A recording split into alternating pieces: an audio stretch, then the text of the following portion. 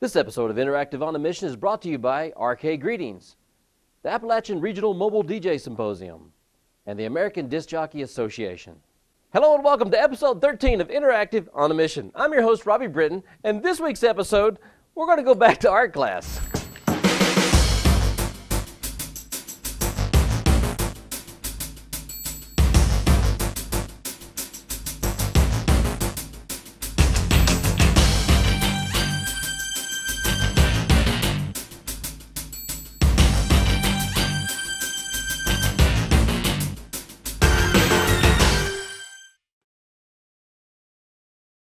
As promised in the last episode of Interactive on the Mission, I told you that I was going to show you how to make a twister game that 40 people could play on at one time. Well, I'm going to do that, but first, here's a word from one of our sponsors.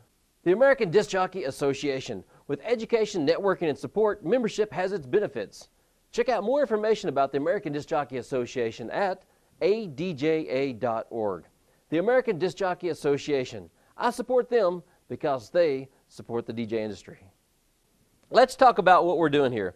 This is a twister mat for 40 people. Well, actually, it can be for various sizes. Now, what I'm going to show you today, I've got a smaller tarp, probably about 10, 15 people, I guess, could play on this particular game. Now, here's the items that you're going to need to make this game. You want to go get you some tarp, and you can find the tarp material. I found this at Northern Supply, and when I edit the video, I'll put down here somewhere the link to the Northern Supply website so you can see what they have there.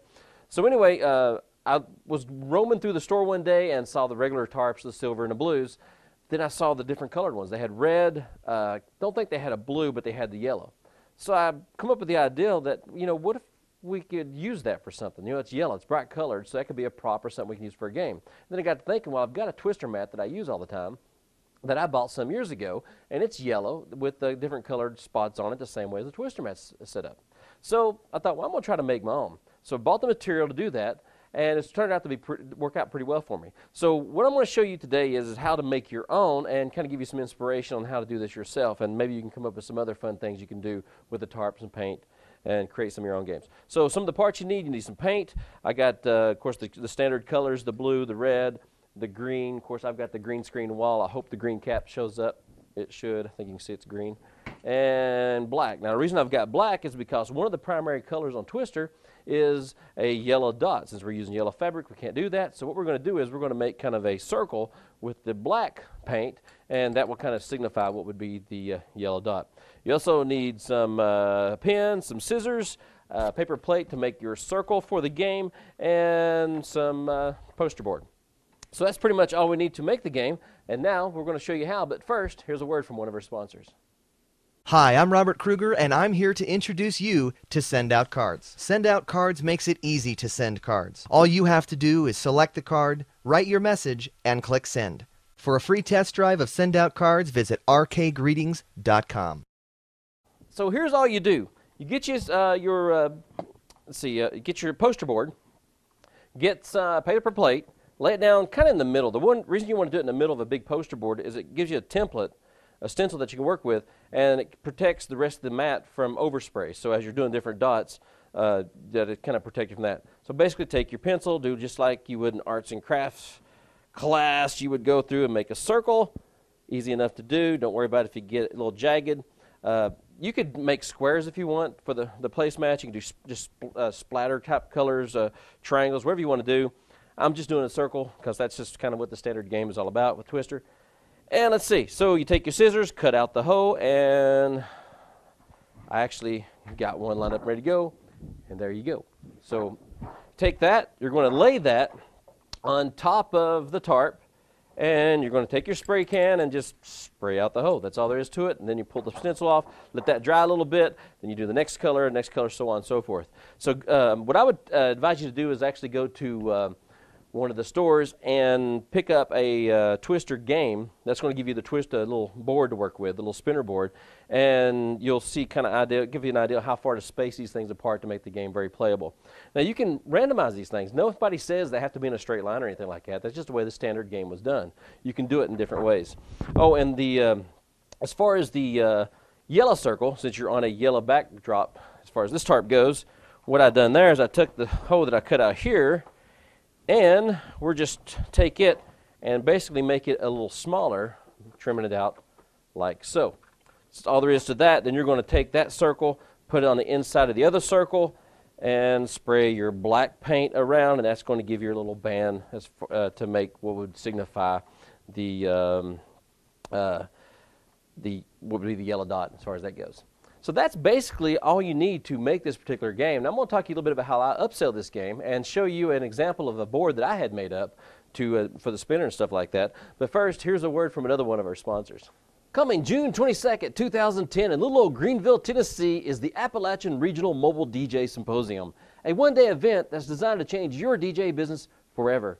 For more information, check us out on the web at armdjs.com. That's ARMDJS.com. The Appalachian Regional Mobile DJ Symposium. Arming DJs with the knowledge needed to take their DJ business to the next level. Okay, so what I want to show you here is when you buy the actual game, the Twister game, you'll look inside and you'll see the basic little Twister board, which is you can use that easily. I have misplaced my big board before and needed this one in a hurry, so I went and just stopped by the store and picked one up. It works just fine. The big wow factor here is the fact that you've made one of the largest. Anytime I do the Twister game, I call it the world's largest Twister mat. Now, whether it is or not, I don't know, but it's kind of a cool way to kind of joke around when you're talking to the crowd. And having an oversized Twister game is really a neat way of battling the tip, pulling people in. So it's very visual. It's over the top. To kind of go along with that, one thing I did is I took the spinner off of the spinner that comes with the actual game and had a sign company make up my own version of the game. So you can see it's a little bigger, a little more durable, and you can spin it and go from there. Now, when you're having fun with this game, when you're playing it, a lot of times I'll watch people and see what kind of predicament they're in, and I'll just spin it and don't even worry about where it lands. I'll just call whatever foot and color that I think is going to cause some trouble out there. So that's kind of a neat way of cheating the game and having some extra fun with it. So think about this game. It's Twister. It's basically a little game that we played when growing up and stuff like that. You played it at small parties and things. This is something you can take and use on a much grander scale for sure. And when I do it for events, I've got that mat. I've had it, golly, the mat I've had for about 10 years. I'm going to show you some pictures of it. Actually, I guess in the editing, I'll put those pictures up somewhere here or there, maybe in front of me. I don't know, it'll show up. So anyway, I'll show you some of those pictures. You're probably looking at them now. And you can see everybody's having a good time. There's people around the edges that are watching the game and enjoying themselves. And you're drawing attention to whatever you're doing. And a lot of times I'll just include it as a throw-in when I'm doing the interactive games and stuff. Sometimes at corporate events, I've actually made it a small upgrade, like a $50 value upgrade. You really can't charge that much more for it. And it's not a standalone piece that would be a featured thing because people kind of get tired of playing the game after a while. So it's something you just pull out and do as a feature, just a kind of a cool over-the-top type game. So anyway, that's it for this episode of Interactive on a Mission. I hope it was something that you guys can take and run with and do some creative things with. And until next time, smile and look like you're up to something.